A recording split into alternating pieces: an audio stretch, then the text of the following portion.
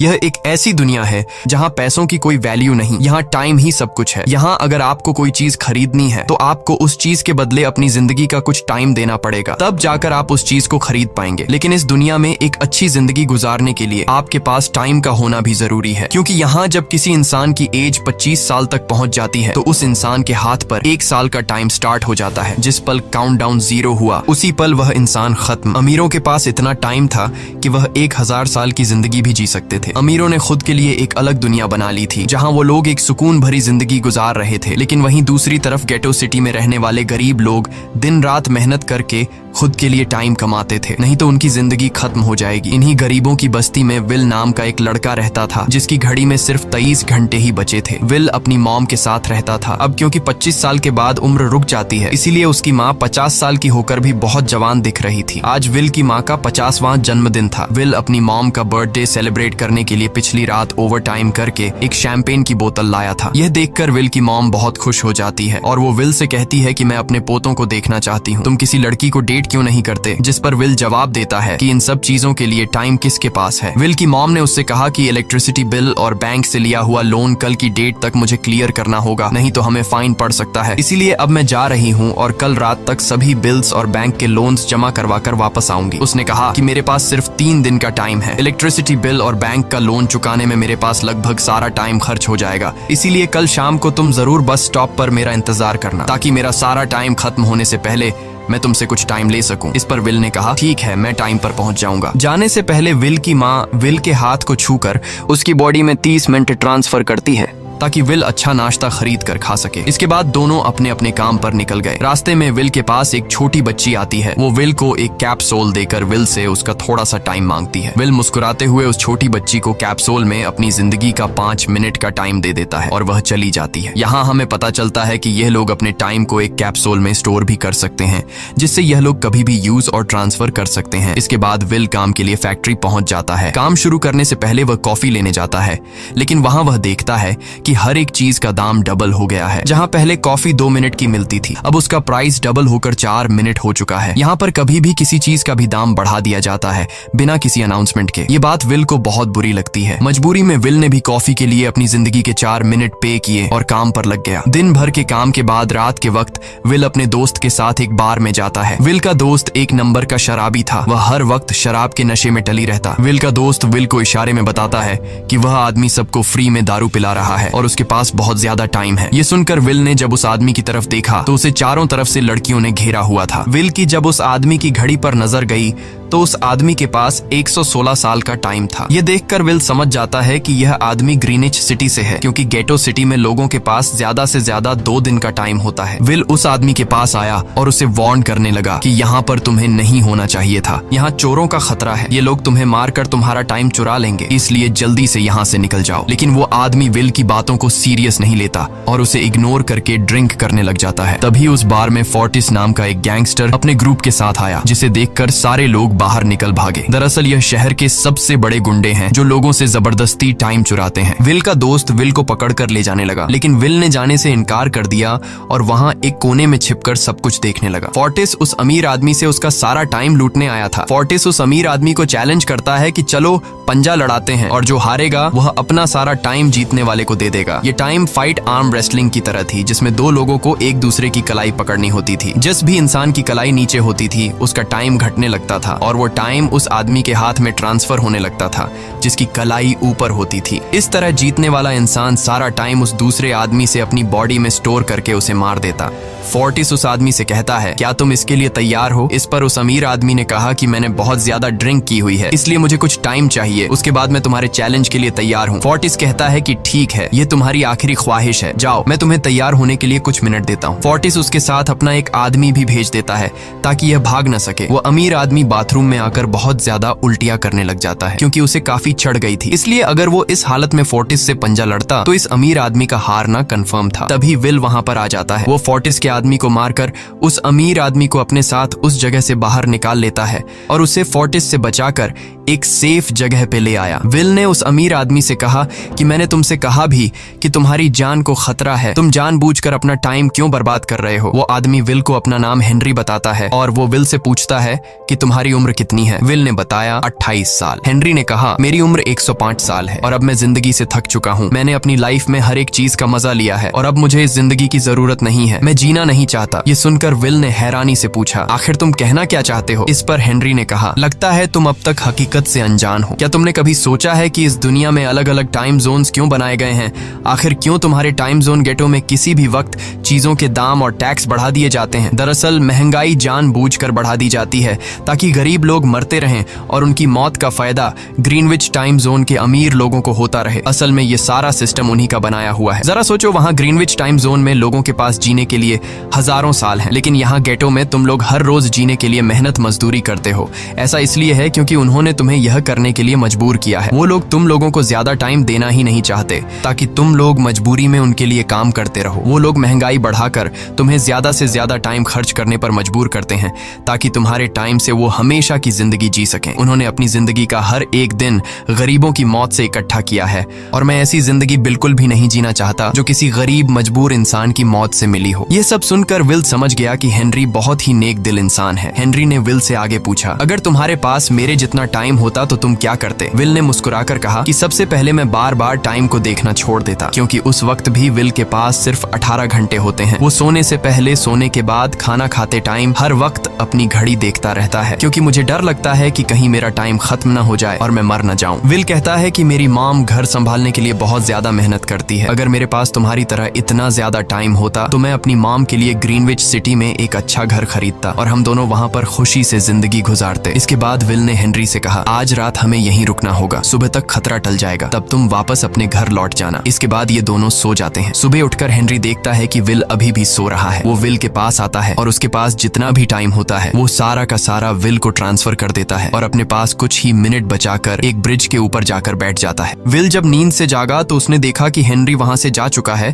तभी हमेशा की तरह नींद से जागने के बाद विल ने अपनी घड़ी में नजर डाली। विल की घड़ी में 116 साल ऐड हो चुके थे। यह देखकर उसकी आंखें खुली की खुली रह गईं। उसे लगा कि वो अभी भी नींद में है और सपना देख रहा है। इसी दौरान विल की नजर विंडो पर पड़ी जिस पर लिखा था मेरा टाइम बर्बाद मत करना। वो समझ जाता है कि हेनरी ने मुझे अपना सारा समय दे दिया है। तभी विल ने हेनरी को दूर एक ब्रिज के किनारे पर बैठे देखा। विल जल्दी से हेनरी की तरफ भागा, लेकिन अब बहुत देर हो चुकी थी क्योंकि हेनरी के पास अब बस कुछ ही सेकंड्स बचे थे और थोड़ी देर बाद वो एक झटके से मरकर ब्रिज से नीचे पानी में गिर गया। विल को हेनरी की मौत का बहुत ज्यादा दुख होता है। अब विल के पास 116 साल की जिंदगी थी और वो समझ जाता है कि अगर मैं यहाँ पर रहा तो लोग समझेंगे कि हेनरी को इसी ने मारा है। विल जल्दी से अपने दोस्त के पास जाता है। विल का दोस्त विल के हाथ में इतना सारा टाइम देखकर शॉक रह जाता है, जिसके बाद विल ने अपने दोस्त को दोस्ती की खातिर 10 साल का टाइम दिया। ये देखकर विल का दोस्त उसका दिल से शुक्रिया अदा करता है। विल कहता है कि यहाँ रहना मेरे लिए अब ठीक नहीं, क्योंकि इतने ज्यादा टाइम को देखते हुए मेरा टाइम छीनने के लिए कोई भी मुझे मार सकता है। अब मैं अपनी माँ के लिए ग्रीनविच सिटी में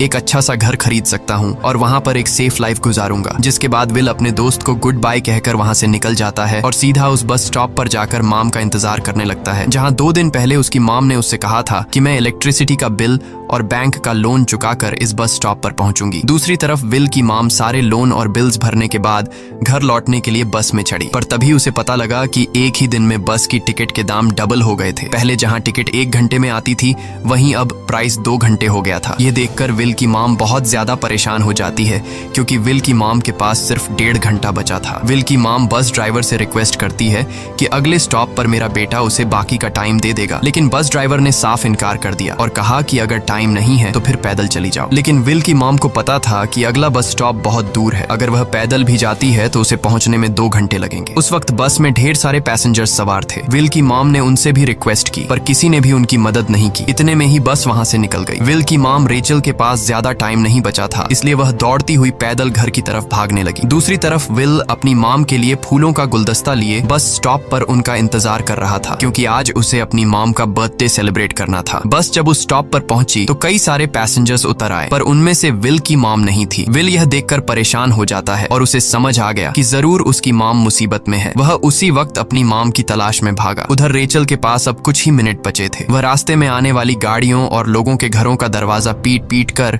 उनसे थोड़ा समय उधार मांग रही थी, लेकिन कोई भी उसकी मदद करने को तैयार नहीं था। इधर विल जब कुछ दूर गया तो उसे उसकी मॉम दौड़ती हुई नजर आ गई। अपनी मॉम को भागते हुए देख विल समझ गया कि उनके पास ज्यादा टाइम नहीं है। वह अपना हाथ आगे करके तेजी से उनकी तरफ दौड़ने लगा। उधर रेचल के पास अब सिर्फ 10 सेकंड्स ही रह गए थे। वह भी पूरी तेजी से विल की ओर भाग रही थी, लेकिन जैसे ही रेचल अपने बेटे विल के पास पहुंची, उसका टाइम खत्म हो जाता है और वह मर जाती है। यह देखकर विल को बहुत दुख होता है, क्योंकि उसने अपनी मॉम के लिए क्या कुछ नहीं सोचा था। वह चीख चीख कर रोने लगा। अगली सुबह तक हेनरी की डेड बॉडी टाइम कीपर्स को मिल चुकी थी। ये टाइम कीपर्स वहां पर इन्वेस्टिगेशन करते हैं। आज की दुनिया में टाइम कीपर्स होते थे जो पुलिस की तरह थे। इन टाइम कीपर्स का काम भी क्राइम को रोकना होता है। टाइम कीपर्स के ऑफिसर रेमंड ने उस जगह में अच्छी तरह से जांच की, लेकिन उसे कोई भी क्लू नहीं मिला। तभी रेमंड की नजर उस ब्रिज के पास लगे सीसीटीवी कैमरा की तरफ गई। वह सीसीटीवी फुटेज चेक करने सीसीटीवी रूम के लिए निकल पड़ा। दूसरी तरफ विल समझ चुका था कि उसकी मॉम की मौत के लिए ग्रीनिच में रहने वाले अमीर लोग ही जिम्मेदार हैं,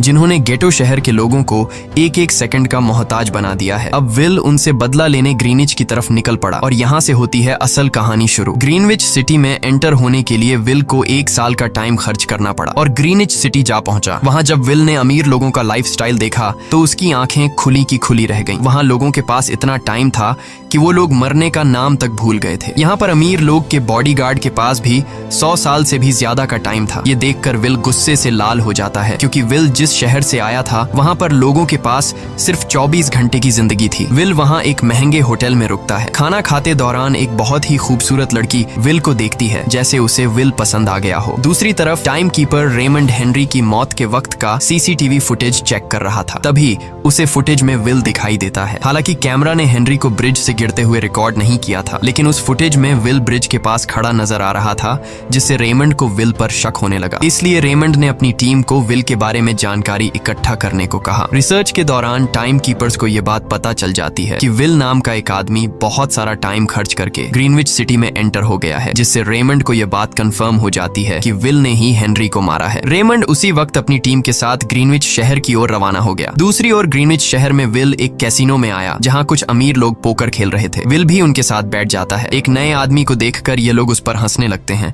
लेकिन विल गैम्बलिंग में माहिर था। आज उसके लिए अमीरों से पैसे निकालने का सबसे अच्छा मौका था। विल ने फिलिप नाम के एक रईस आदमी के साथ पोकर की बाजी खेली। फिलिप यहाँ का सबसे रईस इंसान है। उसके पास खुद का एक टाइम बैंक है जो लोगों को लोन पर टाइम देता है। फिलिप के साथ उसकी डॉटर भी बैठी होती है। यह वही लड़की है जो कुछ देर पहले विल को गौर से देख रही थी। गेम जब शुरू हो जाती है तब विल अपनी लाइफ का सारा टाइम दांव पर लगा देता है और अपनी माइंड के बदौलत वो फिलिप से 1100 साल जीत जाता है। यह देखकर फिलिप की बेटी सिल्विया विल से काफी ज्यादा इम्प्रेस हो जाती है। उसने विल को कल रात अपने घर पार्टी पर इनवाइट किया। फिर अगली शाम विल एक नई नवेली कार खरीदकर फिलिप की पार्टी में जा पहुंचा। वहीं पार्टी के दौरान विल और सिल्विया डांस करने लगते हैं और सिल्विया मन ही मन विल को दिल दे बैठी। वो अपनी दिल की बात विल से करने ही वाली थी कि तभी टाइम कीपर रेमंड अपनी टीम के साथ वहां पहुंचता है और विल को पकड़ लेते हैं। विल को खूनी समझकर सिल्विया भी उससे नाराज हो गई। रेमंड ने सबसे पहले विल का सारा टाइम उससे छीन कर सिर्फ 2 घंटे दिए। उसके बाद वो विल को हेनरी के खून के इल्जाम में गिरफ्तार करने लगा। रेमंड विल से पूछता है कि तुमने हेनरी को क्यों मारा। विल उसे कहता है कि मैंने उसे मारा नहीं था,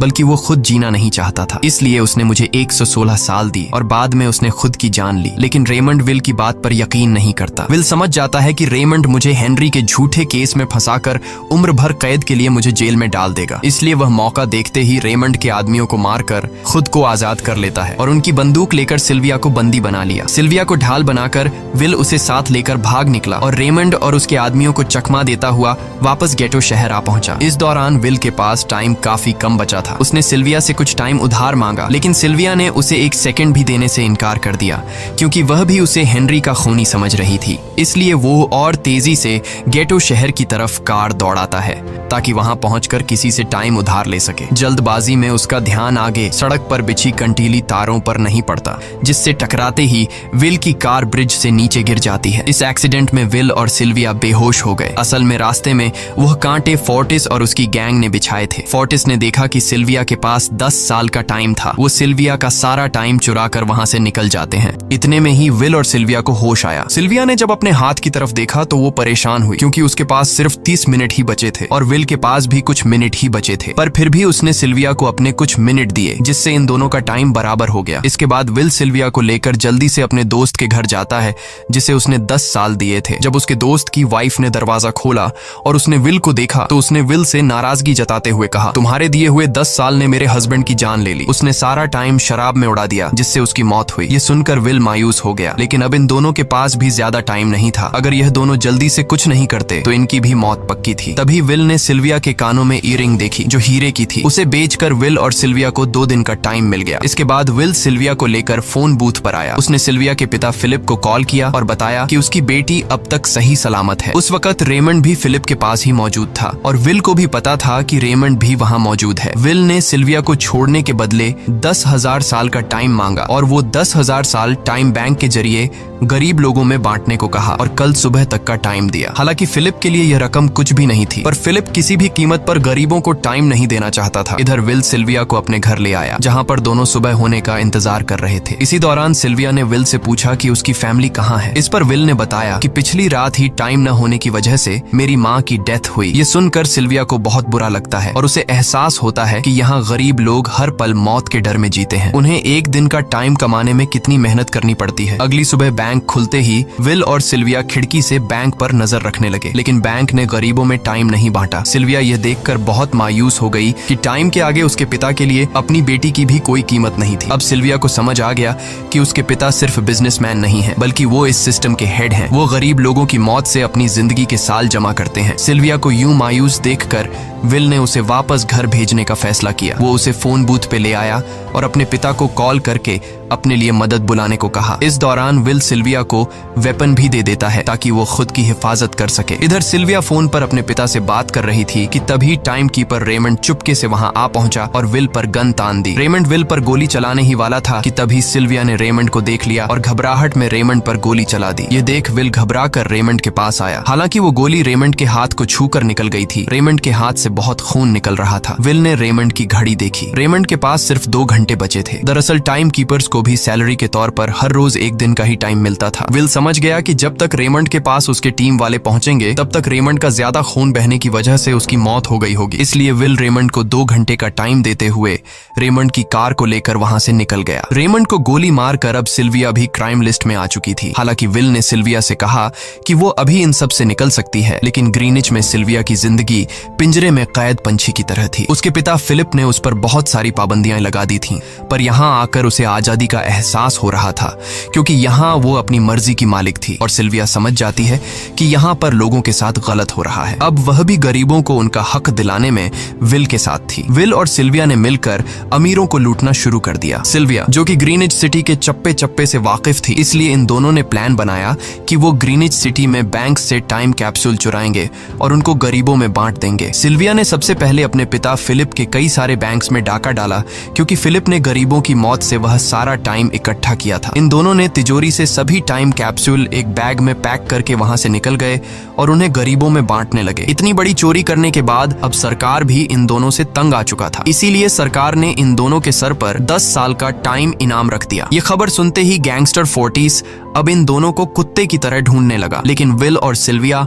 हर रोज अपना ठिकाना बदलते रहते थे, जिससे वो किसी के हाथ नहीं आते थे। यह दोनों एक होटल में छुपे हुए थे। इनके पास टाइम की कमी तो थी नहीं, इसलिए उन्होंने पूरे होटल को ही बुक कर लिया था। फोर्टिस इन दोनों की तलाश में उस होटल के बाहर आ पहुंचा। वहां उसने कुछ लोगों को पकड़कर उनसे विल और सिल्विया के बारे में पूछने लगा, लेकिन उन लोगों पर विल और सिल्विया के बहुत एहसानात थे, इसलिए ये लोग मरने के लिए तो तैयार थे, पर विल और सिल्विया का ठिकाना बताने के लिए तैयार नहीं थे। लेकिन जब फोर्टिस ने उन लोगों पर बहुत ज्यादा जोर जबरदस्ती की तो उनमें से एक बंदा मौत के डर से फोर्टिस को उस होटल के बारे में बता देता है जहां विल और सिल्विया छुपे हुए थे, जिसके बाद फोर्टिस फौरन अपनी गैंग के साथ वहां पर पहुंच जाता है और इन दोनों को पकड़ लेता है। अब विल और सिल्विया का उनसे बच पाना नामुमकिन था। फोर्टिस ने विल को एक टेबल पर बैठा दिया और उसे टाइम फाइट के लिए चैलेंज किया। विल समझ गया कि अगर मैंने चैलेंज से इनकार किया तो फोर्टिस के गैंग वाले लोग मुझे मार देंगे, इसलिए क्यों ना आज इसके साथ पंजा आजमाया जाए। फोर्टिस और विल ने एक दूसरे की कलाई पकड़ ली और मौत का खेल शुरू हुआ। फोर्टिस माहिर खिलाड़ी था, उसने शुरुआत में ही विल का हाथ नीचे कर दिया, जिससे विल का टाइम तेजी से फोर्टिस में ट्रांसफर होने लगा। लेकिन विल बिल्कुल जोर ही नहीं लगा रहा था, जैसे कि वो जानबूझकर हार रहा हो। पर जैसे ही विल के पास अपनी लाइफ के 3 से 4 सेकंड बचे, तभी विल ने अपनी पावर दिखाई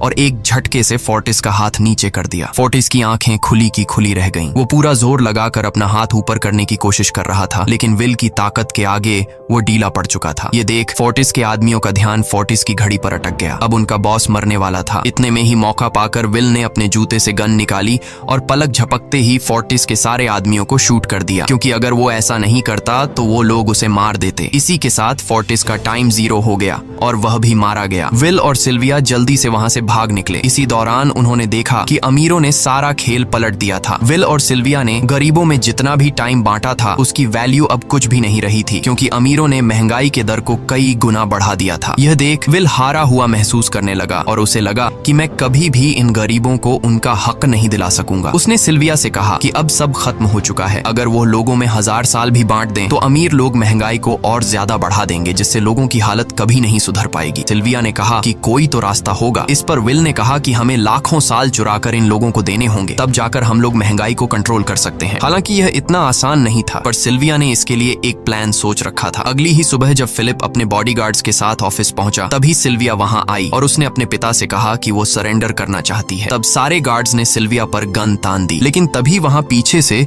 गार्ड के बेस में छिपा विल वहां आ पहुंचा। उसने फिलिप के सर पर गन रखी और उसके जरिए लॉकर का दरवाजा खुलवाया। विल और सिल्विया ने फिलिप के लॉकर से एक टाइम कैप्सूल चुरा लिया, जिसमें 10 लाख साल का टाइम मौजूद था। इस टाइम कैप्सूल का एक साल गरीबों की ही मौत से आया था। विल और सिल्विया वह टाइम कैप्सूल लेकर भाग जाते हैं। इधर रेमंड को जब यह बात पता चली तो वह फौरन विल और सिल्विया के पीछे लग गया। जब रेमंड ने अपने हाथ पर घड़ी को देखा तो उसके पास 1 घंटे से भी कम टाइम बचा हुआ था। वह हेडक्वार्टर कॉल करके कहता है कि मुझे मेरी सैलरी कैप्सूल में भेज दो, मेरे पास टाइम कम है। लेकिन इससे पहले कि वह अपनी बॉडी में कैप्सूल से टाइम ट्रांसफर कर पाता, उसे विल की कार दिख जाती है और वह कैप्सूल से अपनी बॉडी में बिना टाइम ट्रांसफर किए उनके पीछे लग जाता है, क्योंकि अगर वो 10 लाख साल गरीबों को मिल जाते तो गेटो टाइम जोन का हर एक इंसान अमर हो जाता और अमीरों का बनाया पूरा सिस्टम तहस नहस हो जाता। रेमंड ने विल और सिल्विया को पकड़ने के लिए अपनी पूरी जी जान लगा दी, लेकिन वो उन्हें रोक नहीं पाया। विल और सिल्विया रेमंड को चकमा देकर गेटो शहर आ गए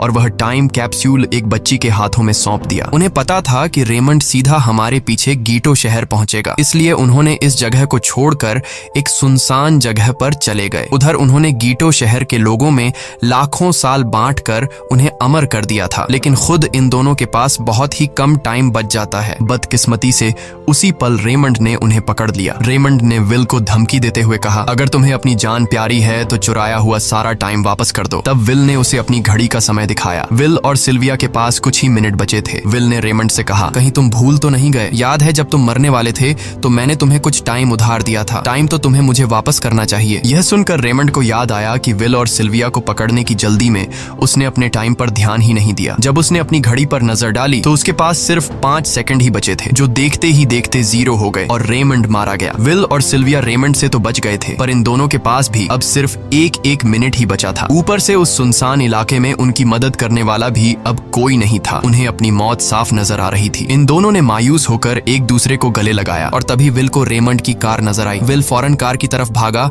और वहां पहुंचकर उसने रेमंड की सैलरी का टाइम अपनी घड़ी में ट्रांसफर कर दिया। इसके बाद वह सिल्विया को भी टाइम देने उसकी ओर भागने लगा। सिल्विया भी तेजी से विल की ओर दौड़ रही थी। सिल्विया के पास कुछ ही सेकंड्स बचे हुए थे। यह बिल्कुल उसी तरह का पल था जिस तरह से विल ने अपनी मॉम को खोया था। विल ने अपनी मॉम को तो खो दिया था, पर सिल्विया को नहीं खोना चाहता था। विल सिल्विया के बिल्कुल करीब ही था, पर तभी सिल्विया विल की बाहों में गिर पड़ी। लकीली विल ने सही वक्त पर सिल्विया का हाथ थाम लिया था, जिससे उसकी जान बच गई। विल और सिल्विया की बदौलत अब डेटन शहर के सारे लोग अमर हो चुके थे। अब उन्हें 1-1 घंटे कमाने के लिए फैक्ट्रीज में काम करने की जरूरत नहीं थी। वह सभी अपने सपनों को पूरा करने ग्रीनिच शहर की ओर निकल पड़े, जिससे अमीरों का बनाया सारा सिस्टम फेल हो गया। वहीं इसी के साथ यह कहानी खत्म हो जाती है। अगर आपको वीडियो अच्छी लगी हो तो हमारे चैनल को सब्सक्राइब और वीडियो को लाइक जरूर कीजिएगा।